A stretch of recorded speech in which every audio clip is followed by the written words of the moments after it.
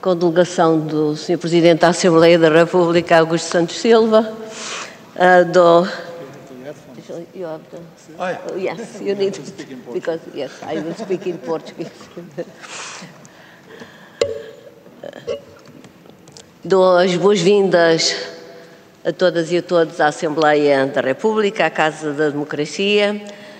Um cumprimento especial ao Presidente da Assembleia Parlamentar do Conselho da Europa, Tiny Cox, meu Presidente, uma vez que eu também sou Vice-Presidente da Assembleia Parlamentar do Conselho da Europa, e também um cumprimento ao Professor Andrés Malamud, nosso convidado e que terei oportunidade de apresentar daqui a pouco.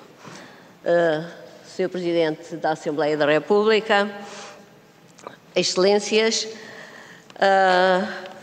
a globalização reforçou a importância da escala supranacional e regional. A pandemia revelou a importância da solidariedade.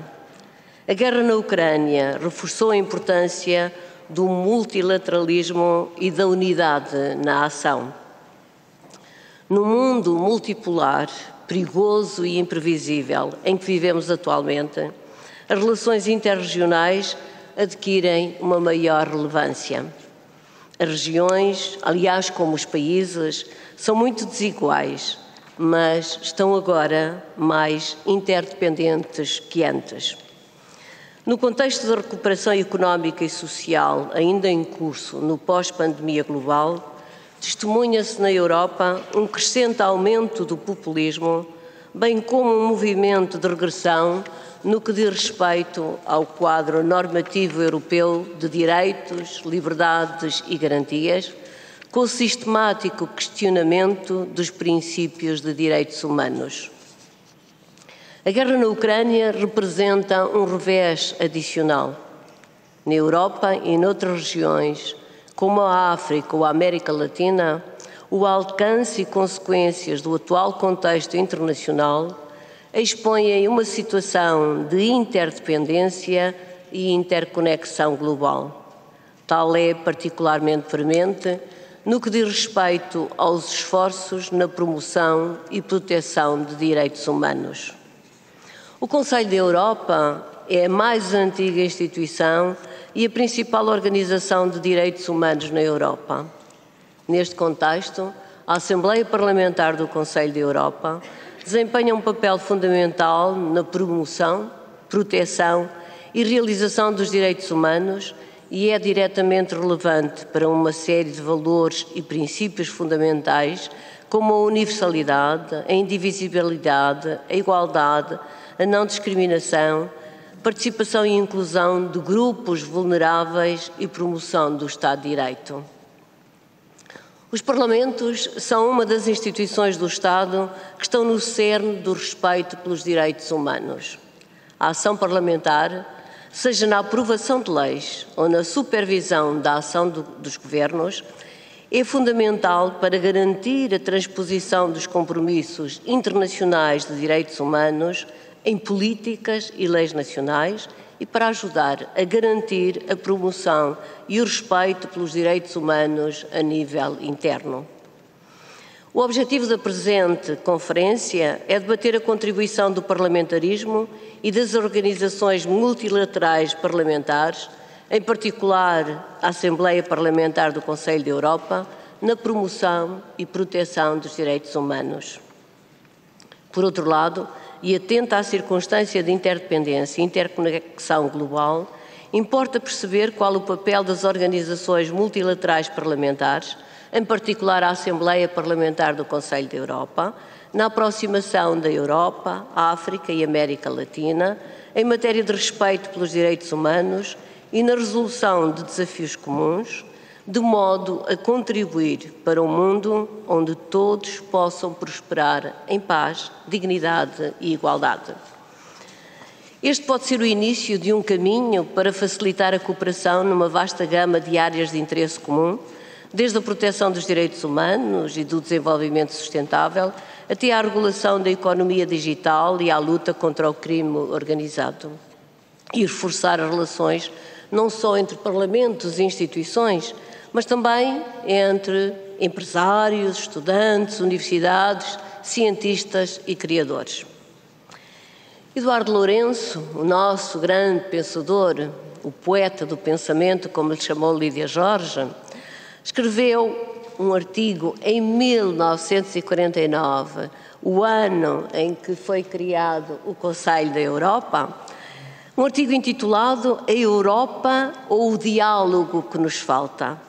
Eu pergunto aos nossos distintos oradores se o diálogo que nos falta é entre a Europa, a Ásia, a Europa, a África e a América Latina e também, obviamente, a Ásia. Senhor Presidente, tenho o privilégio de lhe passar a palavra.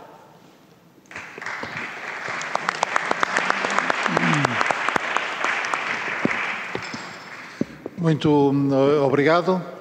Em primeiro lugar, queria dizer como é um gosto, uma honra e um prazer termos aqui na Assembleia da República o Presidente Tiny Cox, Presidente da Assembleia Parlamentar do Conselho da Europa.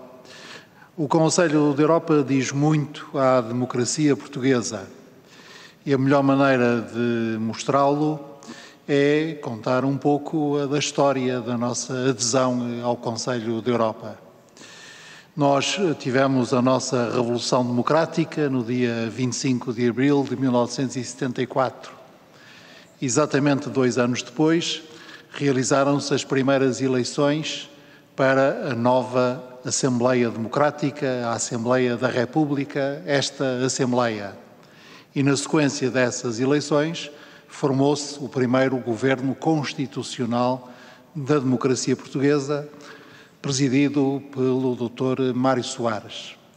E uma das primeiras decisões desse primeiro governo constitucional da democracia portuguesa foi pedir a adesão de Portugal ao Conselho da Europa. Portugal aderiu ao Conselho da Europa em setembro de 1976. Aderiu à Convenção Europeia dos Direitos Humanos em 1978 e desde então sente-se pleno membro do Conselho da Europa. Temos muito orgulho em acolher o Centro Norte-Sul aqui em Lisboa, uma instituição do Conselho da Europa vocacionada para o diálogo entre as duas margens do mar Mediterrâneo. Temos muito orgulho em sermos, no Conselho da Europa, os chefes de fila da União Europeia para a área da eliminação da pena de morte.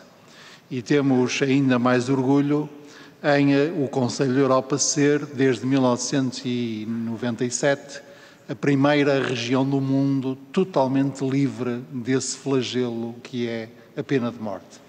E, portanto, o Conselho da Europa diz-nos muito e a sua missão essencial de promover a democracia, o Estado de Direito e os direitos humanos é a nossa missão. Queria contribuir para o debate de hoje com 3 ideias fundamentais, visto que uma quarta, que é a importância dos parlamentos nos diálogos sobre os direitos humanos, vai ser muito bem apresentada e desenvolvida pelo professor Andrés Malamud. As 3 ideias que queria apresentar são as seguintes. A primeira ideia é, como a nossa vice-presidente Edith Estrela acabou de dizer, o diálogo sobre os direitos humanos é essencial no mundo de hoje e é um diálogo que não se reduz à Europa, ao espaço do Conselho da Europa. Os direitos humanos, a democracia, o Estado de Direito, não podem ser dados como um adquirido, mesmo no interior da Europa, como temos infelizmente visto nos últimos anos. E, portanto, é preciso que continuemos a dialogar uns com os outros sobre os direitos humanos. Dialogar significa não dar lições uns aos outros, mas aprender uns com os outros. Isso é absolutamente essencial quando se fala de direitos humanos. Nunca acharmos que uns de nós já fizeram todo o caminho da plena realização dos direitos humanos e podem ser mestres dos outros. E, ao contrário, entender que todos nós temos caminho feito e caminho por fazer nos direitos humanos e podemos aprender com a experiência uns dos outros. A segunda ideia é que esse diálogo deve ser certamente interno ao Conselho da Europa, mas deve ser também e sobretudo um diálogo da Europa com outras regiões do mundo, com todas as outras regiões do mundo. Mas de entre essas regiões do mundo, duas são particularmente importantes, pelo menos de um ponto de vista português. A África, quer o norte da África, quer a África subsaariana, e a América Latina. E, portanto, o Conselho da Europa deve ser visto pelos europeus também como um dos instrumentos que nós temos para aprofundar o nosso diálogo com a África ou com a América Latina, também no que diz respeito ao Estado de Direito e aos direitos humanos. E aprofundar esse diálogo da forma como propus, aprendendo uns com os outros. Temos que falar com os africanos e com os latino-americanos, partindo do seu ponto de vista, partindo da forma como eles sentem a necessidade de desenvolver os seus direitos civis, económicos, sociais ou culturais, e aprender uns com os outros. Esta é a minha segunda ideia, que o diálogo deve ser não apenas interno à Europa, mas entre a Europa, a África e a América Latina, e o que o Conselho da Europa é um bom instrumento, é uma boa plataforma para esse diálogo. E a terceira e última ideia é de que a dimensão parlamentar pode e deve contribuir muito para esse diálogo. O Conselho da Europa tem todo o interesse em aprofundar as suas relações com o Parlatino, com o Parlamento Latino-Americano. O Conselho da Europa tem toda a vantagem em aprofundar o seu diálogo com a União Africana e com os órgãos da União Africana. Mas também aí Portugal pode ajudar, também aí Portugal pode acrescentar valor, porque Portugal pertence a organizações que tipicamente pretendem estruturar esse diálogo entre a Europa e outras regiões. Portugal pertence às organizações ibero-americanas. Temos, aliás, aqui na assistência a representante da Organização Ibero-Americana para a Educação em Portugal, que saúdo. E as organizações ibero-americanas resultam justamente deste diálogo entre a parte da Europa, a Península Ibérica, Portugal, Espanha e Andorra, e os 21 países latino-americanos. E essa organização ibero-americana tem o seu próprio Fórum Parlamentar Ibero-Americano. E Portugal pertence também à comunidade dos países de língua portuguesa, que tipicamente faz a triangulação entre a Europa, a América Latina e a África. E também a CPLP, a Comunidade dos Países de Língua Portuguesa, tem a Assembleia Parlamentar da Comunidade, que permite que esse diálogo se faça também entre parlamentares. Portanto, é cada vez mais importante nós dialogarmos uns com os outros sobre direitos humanos, e esse diálogo deve ser entre nós e entre nós, os europeus, os africanos, os latino-americanos e outras regiões do mundo, e há muitas organizações com as quais o Conselho da Europa pode incrementar a sua relação, assim incrementando o diálogo sobre direitos humanos na cena internacional. Muito obrigado.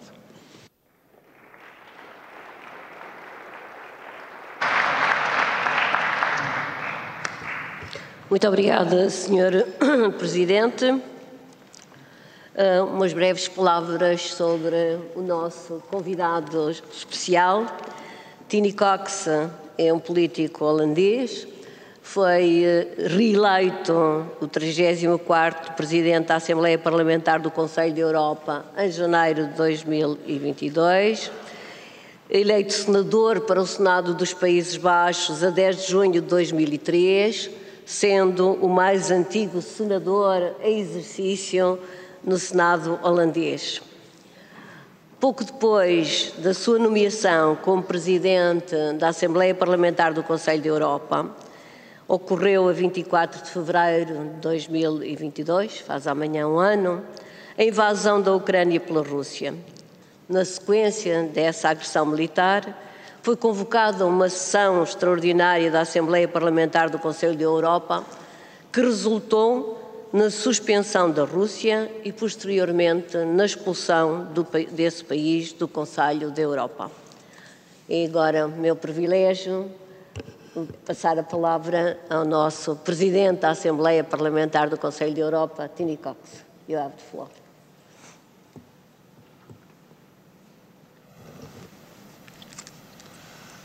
Thank you very much. Muito obrigado, Edith, pelas suas amáveis palavras. Muito obrigado, Sr. Presidente da Assembleia da República. E também tenho todo o interesse em ouvir o que nos irá dizer o Sr. Professor.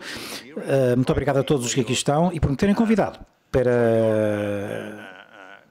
esta conferência sobre a cooperação interparlamentar. Com efeito, eu penso que faz todo o sentido que me tenham convidado enquanto Presidente da Assembleia Parlamentar do Conselho da Europa, que é, de facto, o formato de diálogo interparlamentar e cooperação interparlamentar mais antigo e mais, enfim, institucionalizado na Europa. Foi fundada em 1949 e foi, na altura, estipulado pelos líderes dos 10 países que, na altura, criaram este Conselho da Europa, que só com base da justiça e da cooperação internacional é que poderíamos, quiçá, proteger a paz na Europa melhor do que o tínhamos feito nas décadas anteriores, em que sofremos duas terríveis guerras mundiais que foram iniciadas em solo europeu. É curioso que será este ano que se celebram 75 anos que na Haia, a cidade onde está também sediado o Parlamento neerlandês, que sob a liderança do Winston Churchill, uma conferência reuniu políticos, cientistas, artistas, escritores, tanto da Europa como dos Estados Unidos, para pensar em como é que haveria formas de prevenir uma coisa tão tenebrosa como uma guerra mundial de acontecer de novo. A conclusão a que se chegou nessa conferência foi que tínhamos que evitar atos unilaterais por parte dos países mais poderosos, tínhamos que nos proteger através de um sistema de multilateralismo. Como eu disse na conversa que tive ainda há pouco com o Sr. Presidente, só se nos rodearmos de democracias é que nos protegeremos da melhor forma. As armas podem ser importantes, mas a democracia é o melhor meio de defendermos as nossas democracias e as democracias dos outros.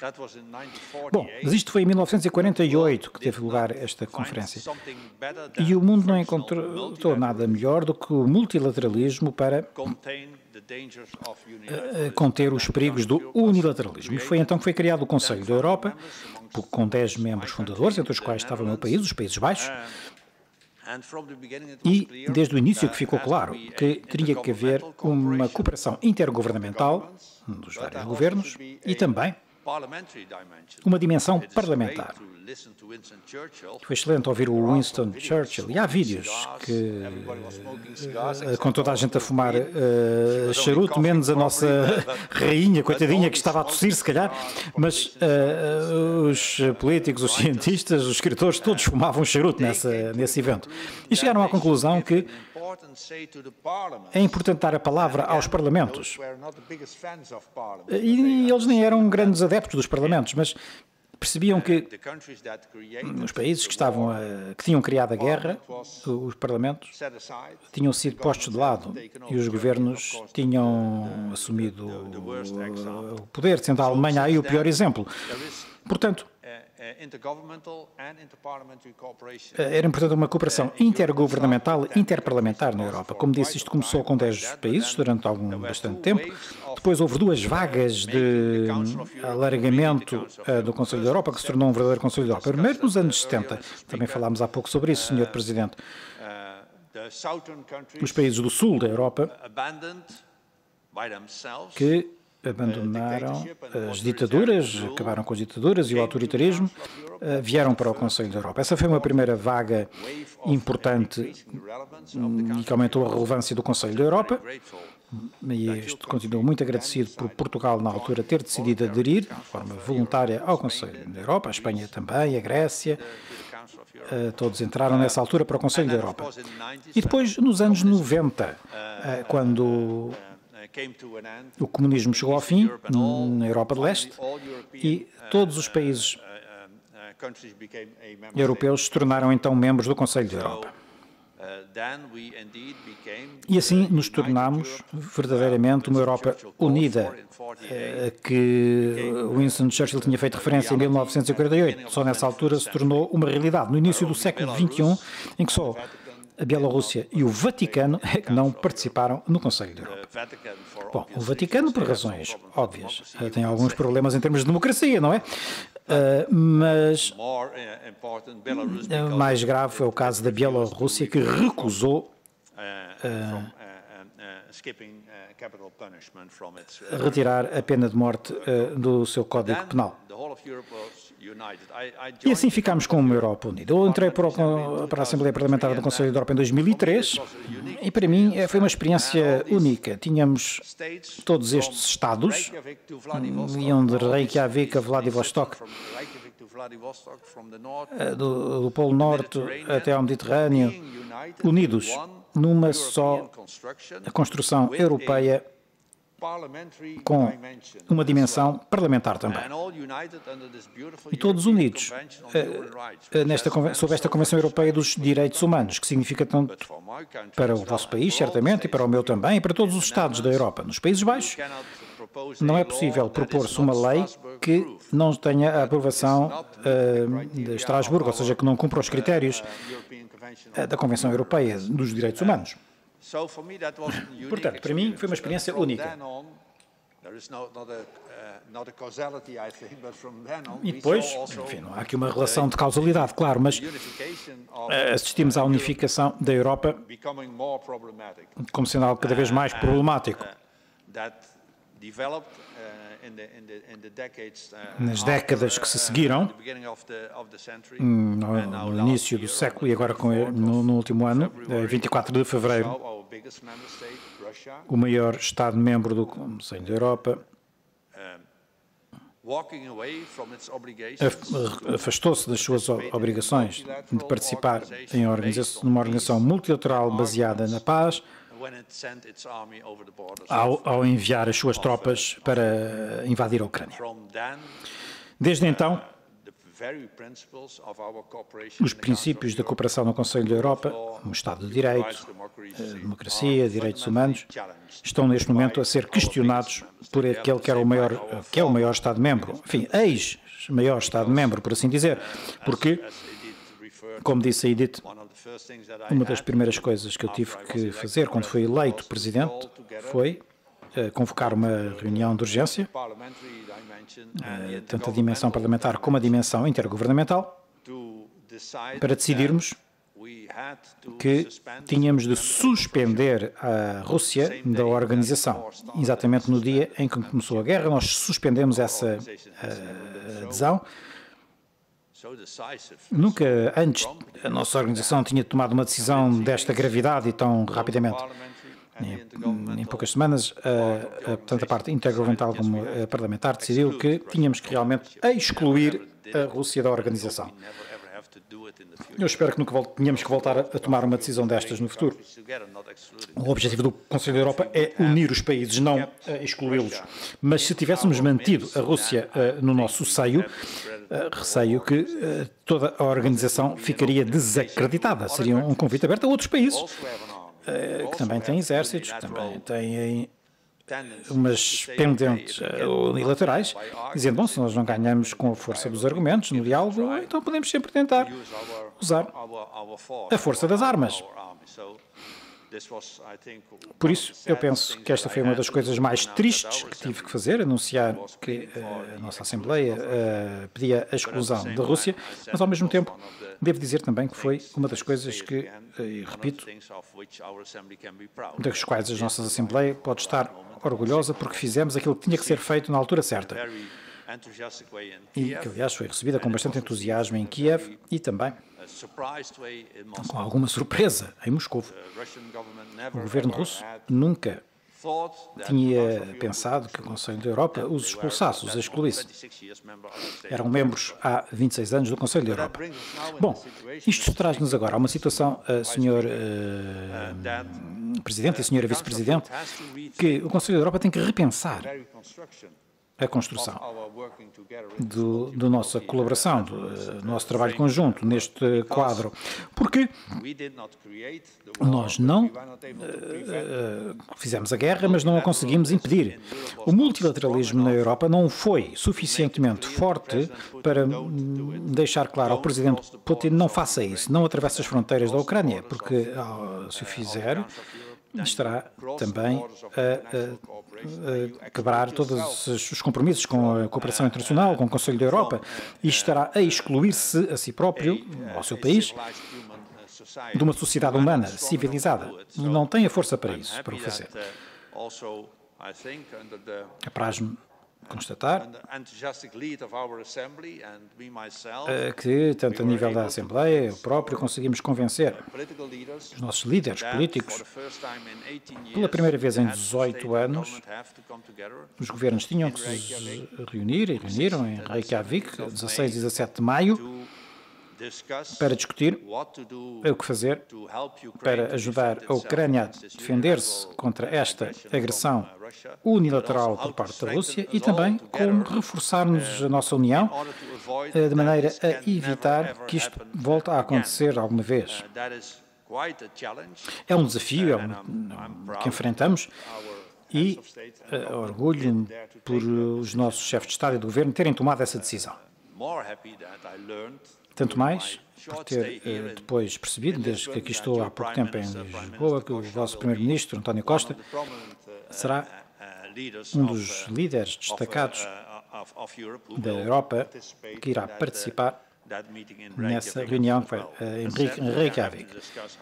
Não temos de discutir como ajudar a Ucrânia, como reforçar o sistema do multilateralismo, como proteger a democracia e promover a democracia, como fazer com que os direitos humanos sejam mais bem protegidos, porque a Rússia agora é um Estado agressor, mas há mais Estados no Conselho da Europa que têm alguns problemas em cumprir as obrigações que assumiram voluntariamente nesta matéria.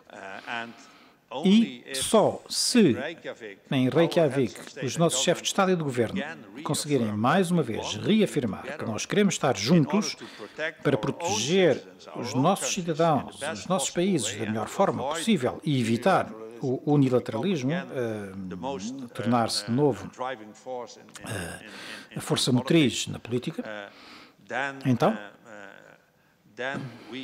para isso, temos que ter uma reunião histórica em Reykjavik e a dimensão parlamentar também estará representada, porque eu convoquei uma reunião do Comitê Permanente com os líderes das delegações nacionais, por isso Edith vai ter que ter espaço na sua agenda para se deslocar também a Reykjavik nessa altura. E o Sr. Presidente também. Temos não só que reagir à agressão da Rússia e à necessidade de restaurar e reforçar o multilateralismo na Europa e a Ucrânia, mas temos que também trabalhar para o desenvolvimento de uma nova geração de direitos fundamentais.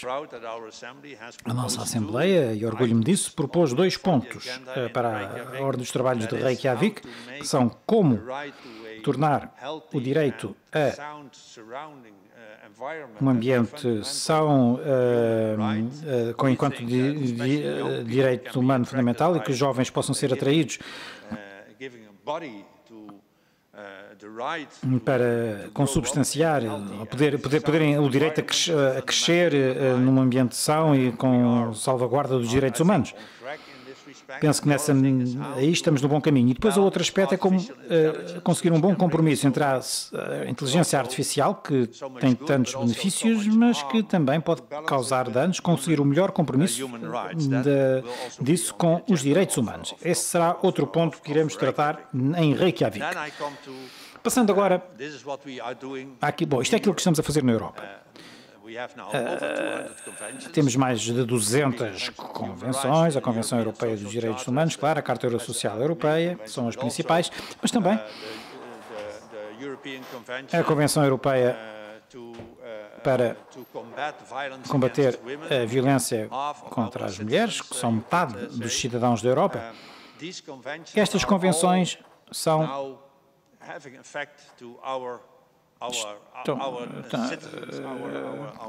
têm agora efeitos sobre todos os cidadãos, os nossos Estados, e eu espero que consigamos, e passando agora à questão que foi aqui também suscitada pelo Sr. Presidente, é que não mantenhamos isto para nós próprios. Aquilo que de bom fizemos na Europa é importante também para outros, nomeadamente em África e na América Latina. Eu estou a preparar uma visita à América Latina. No verão, irei ao Parlatino, irei encontrar-me com os parlamentares da América Latina e, como disse o Sr. Presidente, e muito bem, não para lhes ensinar nada, mas para aprendermos também com eles nestas tentativas de haver uma cooperação interparlamentar. E o Secretário de Estado para os Negócios Estrangeiros também me convenceu a ir à África fazer o mesmo, com organizações regionais e com a União Africana. Nós já temos bastante cooperação com, por exemplo, informal, com o Parlatino, mas não estou suficientemente satisfeito com os efeitos desta cooperação até ao momento. Acho que podem ser melhorados e quero, através da minha presença, melhorar essa situação. E irei usar a minha presidência para convencer, por exemplo, o México e também o Brasil e outros Estados da América Latina para assinarem e ratificarem a Convenção de Istambul para a proteção das mulheres contra a violência. Porque isto não é um valor unicamente europeu, é um valor universal. E aderindo a esta convenção, os países da América Latina mostram que realmente estamos todos juntos neste objetivo. E essa é, portanto, uma das minhas ambições para o futuro. Eu penso que o Conselho da Europa desenvolveu as suas ferramentas para trabalhar em conjunto. Temos o Centro Norte-Sul, uma excelente iniciativa do Conselho da Europa. Poderá até fazer melhor do que tem feito. O Conselho da Europa tem que fazer melhor, e fazer melhor significa também dar mais possibilidades ao Centro Norte-Sul. Não são só palavras que interessam, mas meios concretos de trabalho. E, para além disso, temos também a nossa parceria para a democracia, em que damos aos parlamentos dos Estados não europeus a possibilidade de participarem na nossa Assembleia. Neste momento temos o Parlamento de Marrocos, da Jordânia, da Palestina, do Quirguizistão a participarem nos nossos trabalhos parlamentares, embora não tenham direito de voto, mas podem de resto participar nas reuniões. E temos também o Canadá, o México e Israel enquanto países observadores e que podem também estar representados nestas reuniões da nossa Assembleia. Espero que consigamos desenvolver mais a nossa cooperação com as instituições parlamentares, tanto em África como na América Latina. Espero aprender muito também durante esta conferência sobre isso. Muito obrigado. Peço desculpa por ter demorado tanto tempo, mas explicar como funciona o Conselho da Europa nem sempre é fácil.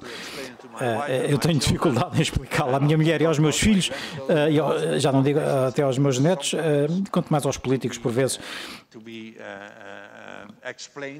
Enfim, mas é importante dar estas explicações para se perceber bem aquilo que fazemos. Muito obrigado.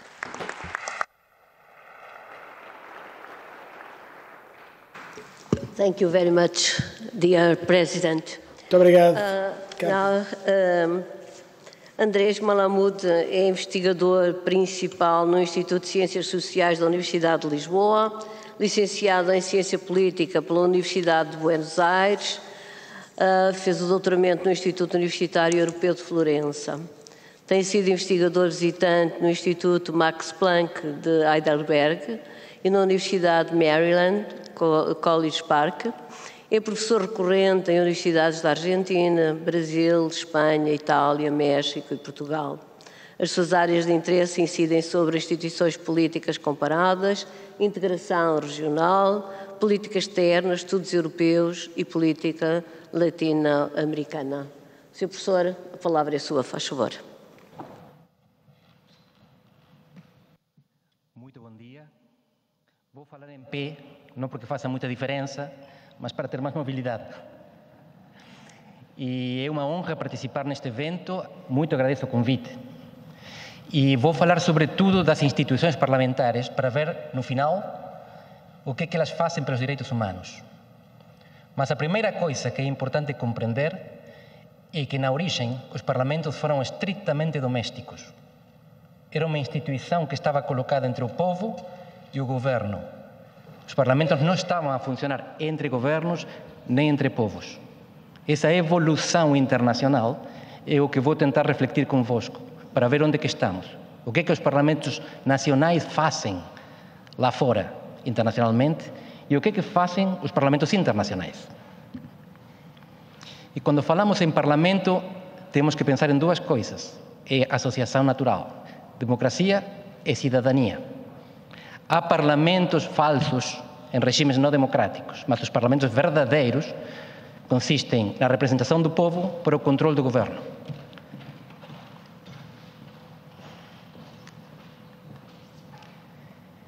E a cidadania é uma coisa na qual a Europa tem evoluído muito. O resto do mundo não está tão avançado no sentido de criar uma cidadania supranacional. Os cidadãos portugueses são cidadãos europeus. Se vão viver para a França ou para a Finlândia, votam para os parlamentares que integram o Parlamento Europeu. A União Europeia aparece por cima do nome do país. Esta é a superação dos nacionalismos de antigamente. O resto do mundo é westfaliano, não é assim, não tem criado cidadanias supranacionais. Nos Estados Unidos, vocês não imaginam nunca ter em cima colocado o nome da região, NAFTA, ou USMCA, como se chama agora a aliança com o Canadá e com o México. Mas não são apenas os Estados Unidos. O México também não tem. O México é um país latino-americano associado com os Estados Unidos, tem até o mesmo nome que os Estados Unidos mexicanos, e não tem nada por cima do nome do país. Ora, se vamos para baixo, lá aparece o Mercosul, em cima do nome da República Argentina. E também no caso do Brasil, que chegou por um momento a ter na sua capa a bandeira do Mercosul e não do Brasil. Depois voltou para trás. Mas sempre aparece Mercosul no passaporte. Isto não quer dizer muito, tem um conteúdo simbólico. Não é material, não existe cidadania do Mercosul. Mas eu vou sugerir que existem 3 tipos de cidadania nas regiões do mundo. A europeia, que é comum, a africana, que é tradicional, e a sul-americana, que está no meio. O que quer dizer que está no meio? Em África, para transitar, os africanos precisam muitas vezes de visto. Um africano de um país precisa de visto para entrar em outro país africano. Não em todos, mas em vários. Na América do Sul não é preciso o visto, nem é preciso o passaporte. Na América do Sul circulamos com o cartão de cidadão, mas não é Schengen. Temos que mostrar um documento e o documento nacional. Estamos metade de caminho.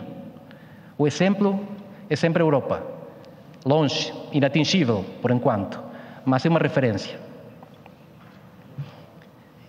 E na Organização de Parlamentos Internacionais também.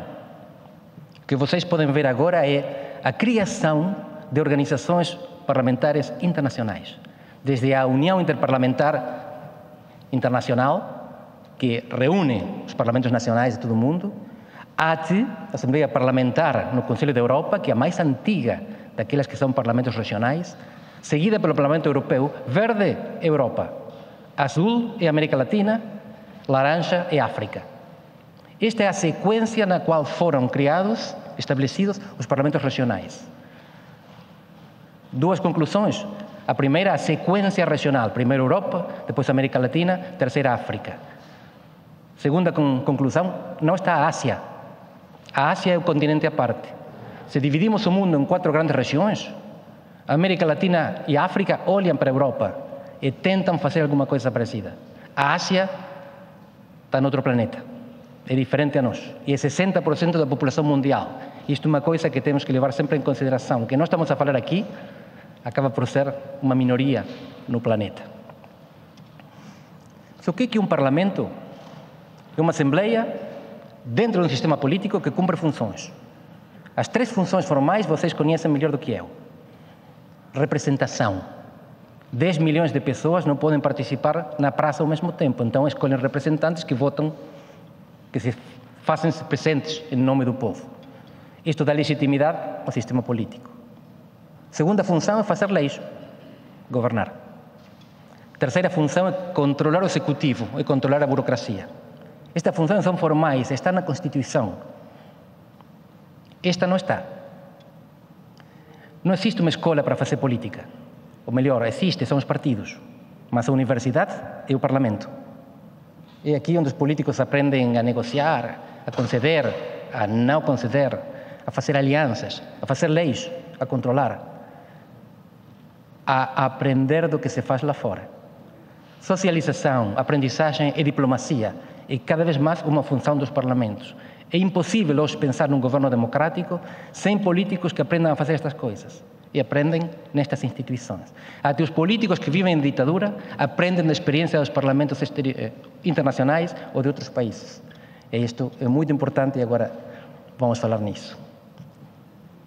O Parlamento Europeu, não do Conselho da Europa, é uma exceção porque tem poderes, muitos poderes, não tantos como eles quereriam, mas muitos mais do que o resto do mundo. Tem competências legislativas, fazem muitas coisas para aprovar leis, e de controle. Até podem derrubar comissões, eventualmente. Não há nenhum outro parlamento supranacional ou internacional no mundo que tenha este tipo de poder.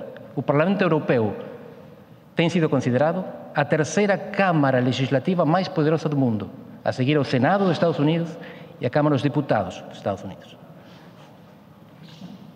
Na América Latina, falamos em 20 países, 18 que falam espanhol, um que fala português mal, e o Haiti, que fala francês.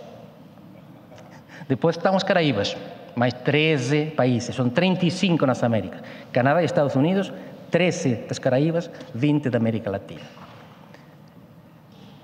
A América Latina não tem uma organização como tal. A Europa também não. A União Europeia são 27, a Europa toda são mais de 50. E esse aqui é o Conselho da Europa. E o Parlatino é a instituição mais antiga e é muito relevante. E tem estas particularidades. Primeiro, não pertence a nenhuma organização regional. Não é o Parlamento da União Latino-Americana, porque não existe a União Latino-Americana. Existe o Parlamento Latino-Americano. É autônomo. Está criado por um tratado próprio. Funcionou em São Paulo, originalmente. Depois o governador não pagou o aluguer, tiveram que mudar-se para Panamá. Isto é verdade. Onde tem um prédio muito mais bonito que antes. Essas são as línguas oficiais. Espanhol, português, neerlandês. É muito engraçado isto, porque não está o Haiti, mas está um país independente que fala holandês e mais alguns países do reino dos Países Baixos. Não tem funções legislativas, não tem competência de controle, do oversight. Qual foi a função do Parlatino? Foi proteger a vida dos militantes democráticos, ativistas democráticos durante as ditaduras. Raúl Alfonsín, que foi presidente da Argentina, frequentava o Parlatino e tinha visibilidade internacional. Para a ditadura militar, matar, fazer desaparecer Raúl Alfonsín tinha um custo internacional muito mais alto. O Parlatino não governa, mas salvou vidas de pessoas que vieram governar. Na América Central, são 8 países, mas tem um parlamento constituído por 6 membros. Uma coisa que vocês irão notando é, primeiro, não são precisos intérpretes em muitos destes parlamentos. Segundo, todos eles têm a mesma representação. iremos ver que os parlamentos da América Latina não representam os povos, representam os Estados. Em algum caso, podem ser eleitos diretamente pelo povo, mas a representação é sempre igualitária. Na comunidade andina, 4 países, já foram 6. Mesma coisa, e é muito pequenino, apenas 20 membros. Foram 25 até Venezuela sair em 2006. A Venezuela vai para o Mercosul, onde hoje está suspensa, porque tem um problemita com a democracia. Mas esse era o parlamento original do Mercosul, que mudou. Hoje o parlamento do Mercosul está a mitad de caminho, não está a funcionar conforme dizem os tratados, mas já tem uma certa proporcionalidade em função da demografia. É impossível a proporcionalidade perfeita, porque o Brasil tem 80% da população do Mercosul. Não pode ter 80% do parlamento.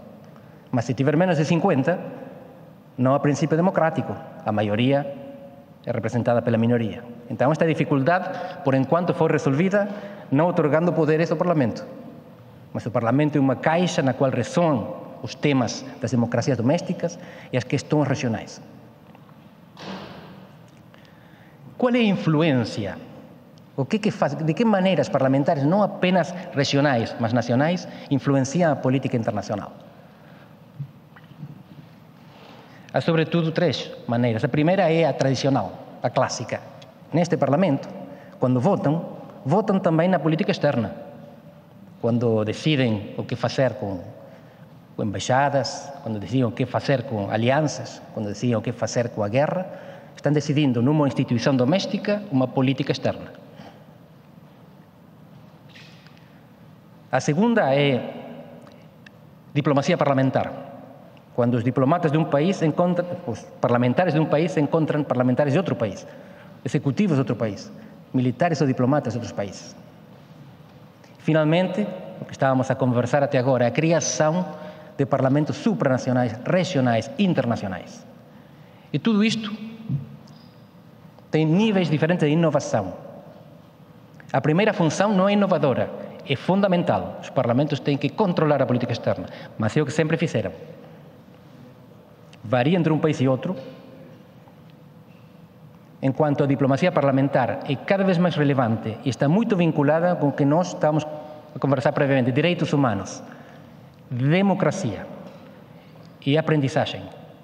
Nos países menos desenvolvidos, mais pobres, com democracias mais curtas, mais novas, os legisladores, os políticos ainda não sabem como fazer as coisas, como governar uma democracia. Aprendem na socialização com seus pares de outros países. E, finalmente, a construção de instituições supranacionais. Se nós queremos governar uma região em conjunto e queremos fazê-lo democraticamente, não podemos fazê-lo sem um parlamento regional. Por que a Europa, a União Europeia tem e outras regiões não? Porque a União Europeia é uma instituição mais construída, enquanto o Mercosul não tem esse nível de institucionalização, não tem cidadania comum, não toma decisões comuns, não tem efeito direto nas suas normas. Quanto mais forte é a instituição regional, mais forte será o seu parlamento. E para acabar com uma conclusão geral, neste parlamento, noutra sala. Os direitos humanos têm um principal inimigo, têm muitos, mas o principal é a guerra. Nunca se violam tanto os direitos humanos como durante as guerras. Agora, qual é o principal inimigo da guerra? Alguém pode dizer, é a paz. Não, a paz é o oposto da guerra. O inimigo da guerra é a democracia. Aqueles que estudamos relações internacionais sabemos pouca coisa e erramos mais do que acertamos. Mas uma coisa sabemos. As democracias não fazem a guerra entre si. As democracias não fazem a guerra entre si. O dia que todos os países do mundo tiverem um parlamento democrático, terão acabado as guerras e os direitos humanos estarão garantidos. Muito obrigado.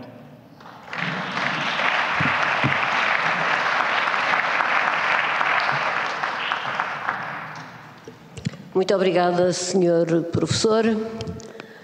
Em nome do Sr. Presidente da Assembleia da República, agradeço a presença das senhoras e dos senhores embaixadores e restantes membros do corpo diplomático credenciado em Lisboa, das senhoras e dos senhores deputados, de outros representantes de diversas instituições e terminamos assim esta sessão, esta conferência, que espero que tenha sido do vosso agrado.